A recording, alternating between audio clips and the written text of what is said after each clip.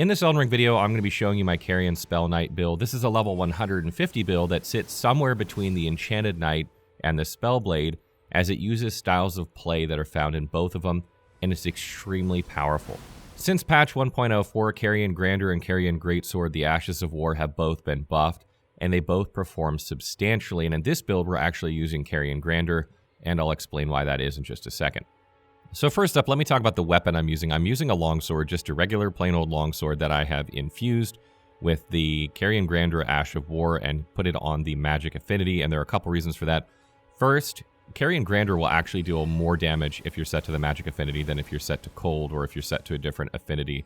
So you're going to get a little bit more damage. It's not substantially more than the cold one, but it is more, so you will hit harder. And secondly, the int scaling goes from C to B, and since we're cranking int up to 80 in order to deal, substantial damage with our spells, it's kind of a better fit. You could go cold if you want in order to trigger frostbite while you're attacking, but I feel like cold would be a better one to go with if you were splitting your attributes between strength and int, and since we're not doing that, I went with magic, but you could go with cold if you really wanted to. Your regular attack damage will be lower on average because you don't have points into strength, so just keep that in mind. Next up, I'm using the Carian Regal Scepter here. That's because we have 80 intelligence, and this staff really shines at that point. It's basically the best staff you can have besides Lusat's Glintstone staff, and that increases the cost of your spells by 50%. So I don't recommend using that. So that's why we use that here. We use all different types of spells, so there isn't like one school we're focusing on more than other, which is why I chose this staff here. And no surprise, rounding out our weapons and shields is the Carian Knight's shield here, and that's because we don't have a lot of points in strength, so we can't use a very high strength shield or even a very low one for that matter. And this shield requires intelligence. It has pretty good guard boost when fully maxed out at 60, which isn't terrible. You don't do a ton of blocking with this build, but it does come in handy for block counters.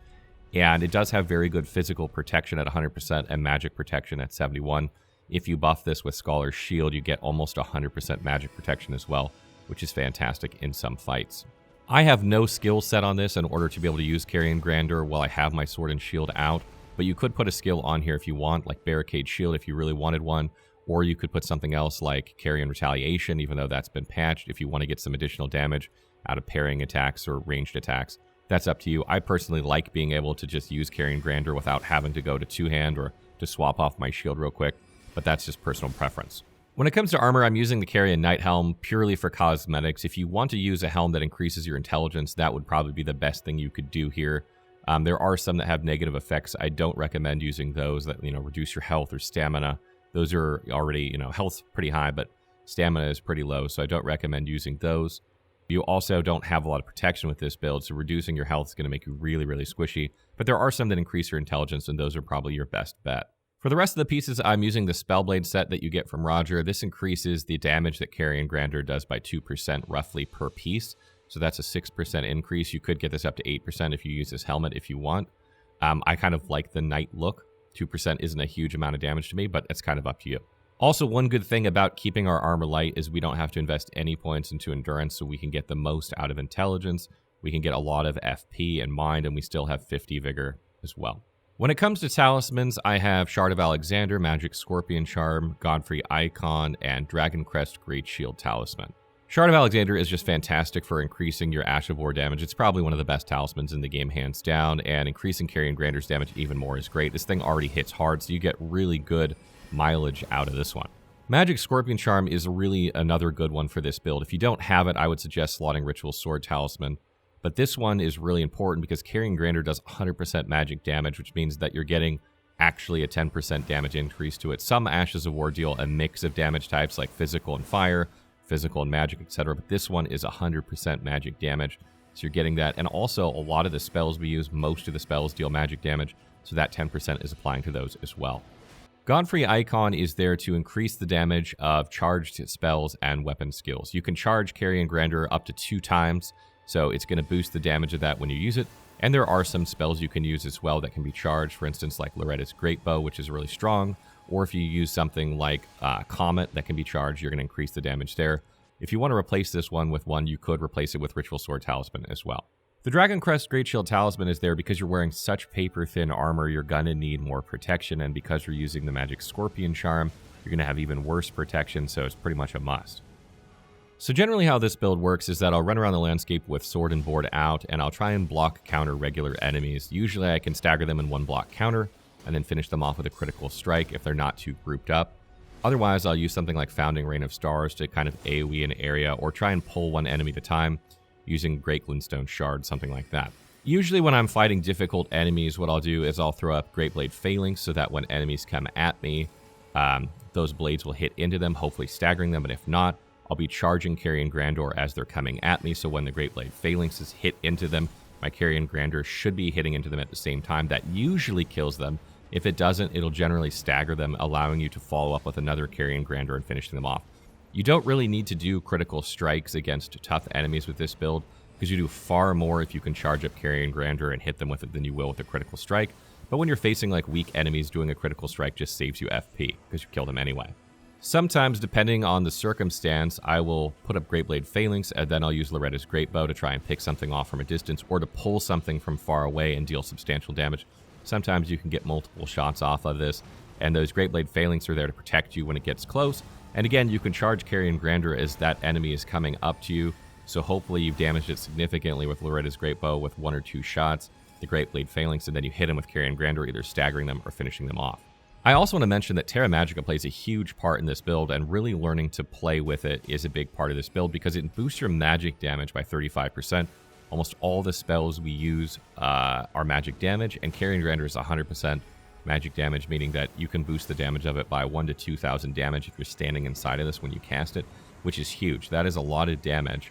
And since you're playing defensively most of the time, that you're trying to pull enemies at range to come to you so that you can charge up Carian Grandor and hit them while they're, moving into you aggressively, this works really, really well because you can throw down Terra Magica, use something like Loretta's Great Bow or Great Blade Phalanx, and then hit them with Carian Grandor as they're coming into you and get that extra 35% damage, and that'll usually wipe them out completely. So make sure to re-put this down if you're fighting, and try and stay inside of it if you can. If enemies force you out of it for whatever reason, you have to dodge or block, etc., then you try and get back into it before you use Carian Grandor on them if you can, because that will, increase the damage you deal substantially. What's really great about Great Blade Phalanx is that you throw it up and it has a couple seconds before it actually fires off. So you can throw it up, roll back into your Terra Magica, it'll go off, you can stagger an enemy, and then you can hit him with Carian Grandor for really high damage, a lot of times just one-shotting them. We also have Scholar's Shield in this build, which buffs the guard boost and damage reduction of your shield for a little bit of time. I don't use it all the time. It's good to get extra guard boost on this build because the shield at 60 isn't a ton. I don't always block, so it really depends on what you're fighting. You might as well buff with this before you're going into a boss fight if you plan on doing some blocking. It really depends. A lot of, big or huge enemies, you're not really going to be blocking their attacks. You're going to dodge. But some of the smaller enemies, the more humanoid enemies, you may be blocking, and it's a really nice buff to have. When it comes to attributes for this build, I have 50 Vigor, 38 Mind, 10 Endurance, 12 Strength, 12 Dexterity, 80 Intelligence, 18 Faith, and 9 Arcane. The 50 Vigor is there obviously because you're going to trade blows being a melee character, and you're wearing very thin armor, as I mentioned. You do have the Dragon Crest Great Shield Talisman to help, but you are going to take damage, and you want to be able to stay alive when that happens. 38 Mind is there because this is a caster melee hybrid. This is going to allow you to cast spells or use your Ashes of War at will, basically as much as you want, which is fantastic. 10 Endurance is there because the weight of the armor is so light you don't need any endurance at all, and even though you can block with this build, you're not going to be doing it a ton. 12 Strength and 12 Dexterity is actually too much for this build. You actually only need 10 in each of these, but because I started as a Confessor, I can't get them lower, so if you started as a different class, you'll have a better stat spread here. 80 Intelligence is not only there to make your sorceries hit like a truck when you cast them, but also to increase the damage of Carian Grandor as well. 18 Faith is simply there to meet the requirements for Rykard's Rancor, but if you aren't using that spell, then you don't need any Faith, and 9 Arcane is there because you don't need any Arcane. A couple of final tips before I wrap up this build. Firstly, I want to mention the difference between Carian Greatsword and Carian Grandor for people that are wondering why I'm using Carian Grandor over Carian Greatsword. So Carian Greatsword is 16 FP, and Carian Grandor is 26 FP, so Carian Greatsword wins out there by a lot. Carian Greatsword deals more damage, and it can only be charged once. It deals more damage at that fully one charge than Carian Grandor does at its one charge. So if you're only charging one time, Carian Greatsword outperforms it in terms of damage, and it outperforms it in terms of FP. But where Carian Grandor wins is that first charge is actually faster than Carian Greatsword. So you can actually get that charge attack off much faster, and a lot of times that's the difference between landing that hit or getting staggered out of it. So even though Carian Grandeur is more expensive, you're going to get it off more reliably, even if it does less damage. And obviously, when you get fully charged with 2 charges, it outperforms Carian Greatsword significantly, and that's what you're going to be aiming for, getting that second charge off while you can, while an enemy is staggered helplessly, or while they're moving into you, so that sword hits them, like the very tip of that sword hits them when they're moving into you before they even had a chance to attack you. Another thing that I want to mention is that I tried using the Carian Knight sword with this build because it's obviously a great fit. It has Carian Grandeur on it by default. It has magic and physical damage, and one of the things I want to note about that is you can't change the Ash of War on it, and it has very bad scaling. Meaning that, you know, you're going to get terrible int scaling, you're going to get terrible strength scaling, you're going to get terrible dexterity scaling. So unless you're pumping all 3 of those stats, you're really not going to get a ton of damage out of that weapon. And since we're primarily pumping intelligence in order to be able to cast spells effectively, that doesn't work great for this build. Also, the Carian Grandeur Ash of War on that weapon doesn't deal as much damage as if you throw it on the longsword, so you deal less damage with the Ash of War when using it. So that's another reason that I didn't want to use it. And lastly, if you're using the Flask of Wondrous Physique for a boss fight, I suggest using the Magic Shroud and Crack tier in order to increase your magic damage by, a bunch for the duration of that fight. Usually 3 minutes is going to be the whole length of a fight if you're doing it properly.